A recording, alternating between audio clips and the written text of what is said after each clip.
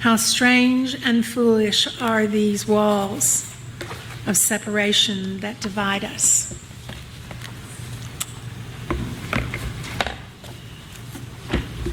I have a question. Who among you recently has unfriended someone on Facebook? Anybody? Just a couple? God, you're doing better than I am. Or are the rest of you just not on Facebook? Oh, you're kidding me. Was it because of religion or politics? You don't have to answer. For me, it was when recently was my niece was constantly posting alternative messages about alternative parenting styles. And while I have no problem with alternative parenting styles, a steady diet of it was a little bit too much to handle. Not long ago also, unfortunately, another family member I had to unfriend, which was my sister-in-law. I essentially cut off an important avenue of conversation for us because she lives in Nashville, and the only way that we communicate on a regular basis is either through Facebook or through texting. And so we kind of keep up with each other and what's going on in our lives that way. But I had to cut off that conversation, which was essentially one-sided. You see, Anne was on a mission. Her posts were inspirational and religious quotes, and there was a steady flow of them every day. And I think she was trying to convert my brother and I to her way of thinking religiously. It can be frustrating when I would go on the family's Facebook page and I was trying to find the latest pictures of the grandkids, the antics and what they were up to, and you couldn't find them for all of these missives that you'd have to scroll through screen after screen. So I unfriended her. I ended the conversation, which is unfortunate because here's the thing. There's a conversation that Anne and I need to have. Otherwise, we will continue to have this invisible barrier in our relationship. I truly want to find common ground that will allow us to move beyond our religious differences. It's not going to be an easy conversation on so many levels, but primarily and importantly for me, because of my own religious biases. From an early age, I was a liberal growing up in the religiously conservative South. Now, I didn't understand that word, and I didn't understand that that was my reality, but it was tough for me growing up in the South, listening consistently to between the messages and the practices of the religion that I was raised in, or the inconsistencies between the messages and the practices of the religion that I was raised in. I don't like it that I still have this bias somewhere deep inside of me. It still lurks. It goes against who I want to be in the world. It goes against the covenant that I've made as a Unitarian Universalist. And that means something to me. Regrettably, I am only one of many in this country who hold biases towards people of other religions. We are all aware of the high level of discrimination against Muslims in this country. But did you know that evangelicals are third following Jews according to the Pew Research Center for being discriminated against? Throughout history, we have allowed religion to divide us. But Karen Armstrong, who authored a number of books on religious history, says no. Karen, by the way, was a guest speaker at Vanderbilt University a number of times when I was there. And she wrote several books on religious history, one of which was my favorite. It was A History of God. But Karen says, no. It's fear that divides us, not religion. It's hatred that divides us. It's greed. It's ambition. Religion is merely the banner carried to lend legitimacy to those who would bring violence and war into our lives. And I think Karen makes a good point. Government, extremists, and the wealthy profiteer bring war. Politicians bring war. Religion has nothing to do with war. It is that thing that nurtures the spirit, not kills it. Religion is the connective tissue that binds us to one another. The original word in Latin for religion is religare. I knew I was going to stumble on that. Religare, which means to bind, to obligate one to another. Religion is about commitment to something beyond yourself, beyond you, beyond your church, beyond your home, beyond your workplace. It's beyond into the community, into the world at large. Religion cannot be confined to the walls of a church, the synagogue, the mosque. Nor is religion some list of canonical laws to direct a person as to how to live their lives. Religion draws forth compassion and it takes it to the street. And that compassion cannot be confined to our own. We must love that which is not us. We cannot be compassionate to those that we love and not be compassionate to those who are hostile to us. Armstrong says that we must be avatars of compassion. Only then can we drown out the voices of extremism. When I was preparing for this morning's talk, I came across a story that actually I originally heard in one of those Facebook postcards that linked you over to a video. But I actually came across the news story of a Hindu man who raised a Muslim boy. And the story goes like this. Some boys were playing in a park somewhere in India. They didn't name the city. And they found a 3-year-old baby crying. And they didn't know what to do with him, so they picked up the child and they took him over across the street to a local shop owner. And the man took in the child and he went around to the people in the community and he said, "Is this child yours?" Knowing that this child was Muslim, he went from family to family asking, "Is this child yours?" And no one claimed the child. So he took the child back into his home. Now, as often the case in that culture, everyone that knew him had to weigh in on the decision of what to do with this child.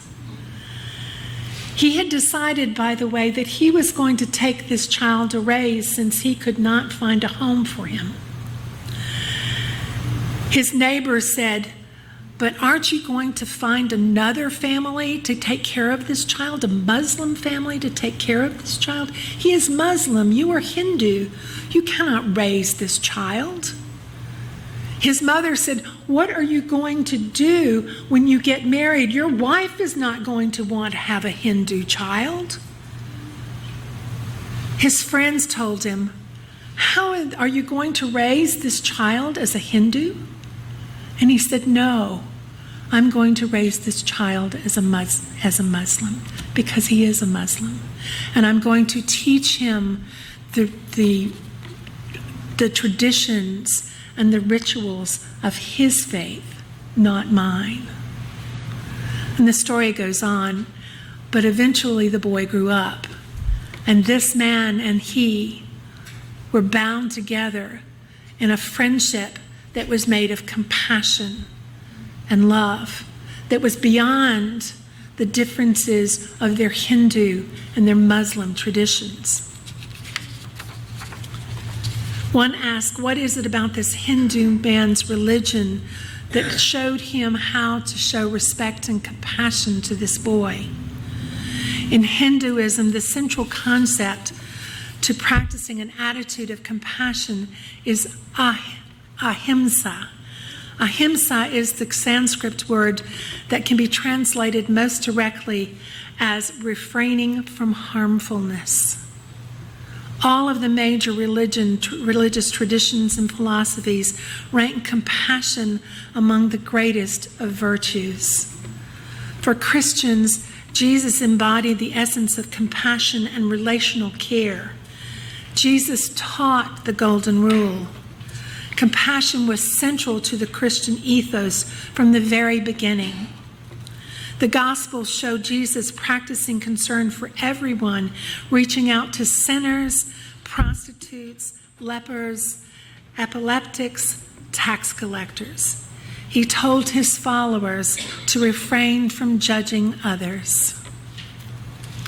The Buddha stated, compassion is that thing which makes the heart of the good move at the pain of others. It crushes and destroys the pain of others. When his attendant asks the Buddha, is loving kindness and compassion part of the practice? He replied that it would be true to say that cultivation of loving kindness is the practice. From Islam, foremost among the God's attributes are mercy and compassion. From the Quran, each of the 114th chapters, with one exception, begin with the verse, in the name of God, the compassionate and the merciful.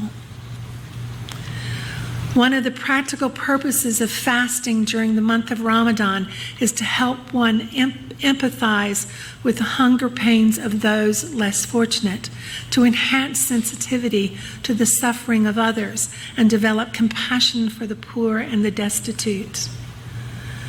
In the Jewish tradition, God is the compassionate and is invoked as the Father of compassion. In the first century, Rabbi Akiva stated that the commandment to love one's neighbor as oneself is the greatest rule of the Torah. From the Kabbalah, one rabbi stated, kindness gives to another, compassion knows no other. These concepts are not foreign to Unitarian Universalist. They are woven throughout the guiding principles of our tradition, our faith and our tradition. They are a guide to us to help us empathize with other people. If we truly practice our principles daily, it will make it easier for us to treat others well. Karen Armstrong regularly emphasizes similarities in all the world's religions for what we call the Golden Rule. She states clearly that unless we learn to implement them globally so that we treat all people, all nations, as we would wish to be treated ourselves, we are not going to have a viable world. Let me say that again. Unless we learn to implement them globally so that we treat all people, all nations, as we wish to be treated ourselves, we are not going to have a viable world. I think there is no more important task for our time, she says, than to build a global community where people of all persuasions can live together in harmony and respect. Only then can we look beyond the larger world to see what needs to be done to increase compassion and decrease fear and inequity and hate. We can make a difference if we join with others to organize ways to increase, even if only by just a little, the compassionate behavior in the world. We need to start leading from below. Common people need to learn more about compassion, and then we need to talk openly about its importance. We need to start doing that by looking at our personal world of family, of congregation, of school, of neighborhood, and of workplace to see what it is that we personally can do. There are things we can do as individuals to increase the amount of compassion in the world. You can begin simply by posting a message of compassion on the Facebook. Make certain that compassion is at the heart of your letters to congressmen and senators. Demonstrate compassion in your family, community, county, state, and nation. The oil is out, sweetie. Talk about compassion with your neighbor. Be compassionate to someone you like. Be compassionate to someone you don't like. Have a conversation with your sister-in-law about her faith and listen with a compassionate heart. I don't think in today's world of violence, hatred, and mistrust, we can even any longer afford to be right and you be wrong. You know, Confucius introduced the Golden Rule during a difficult and violent time. It was about 500 years before the story of Jesus. He said to his followers, "Look into your hearts, discover what gives you pain, then refuse under any circumstances whatsoever to inflict the pain on anybody else. Never treat others as you would not like to be treated yourself." Pretty sound advice then, sound advice now. It was an equally difficult and violent time when the pagan elder approached Hillel, a contemporary of Jesus of Nazareth and a respected Pharisee. The man said he would convert to Judaism if Hillel would recite the whole of the Jewish teaching while standing on one leg. The story goes that Hillel stood on one leg while saying, "That which is hateful to you, do not do to your fellow man." This is the Torah. Everything else is only commentary. Go and study. And it was during the same difficult and violent times when Jesus advised his followers, "Do unto others as you would have them do unto you." Years later, during another difficult and violent time, the prophet Muhammad advised his followers, "None of you have faith until you love your neighbor. Love for your neighbor what you love for yourself." Why is it that these wise teachers, their words cannot speak to us today? If their words were good enough for their time, they are good enough for our time.